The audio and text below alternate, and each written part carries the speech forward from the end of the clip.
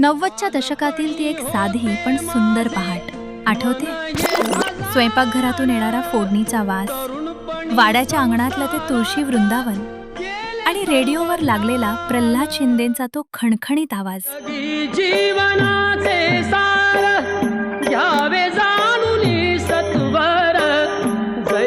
आज सगळं बदलले, पण आजही प्रल्हाद शिंदेंचा तो स्वर कानावर पडला की मन पुन्हा एकदा त्याच जुन्या उंबरठ्यावर जाऊन थांबतं. ध्यानी जरा ठेव, तू ध्यानी जरा ठेव, जिथे भाव तिथे देव.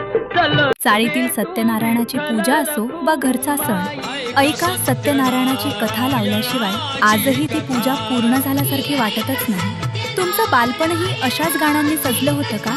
सांगा आम्हाला कमेंट्समध्ये. आणि अशाच काही अनमोल आठवणींसाठी 90s म्युझिक स्टुडिओला नक्की सबस्क्राईब करा.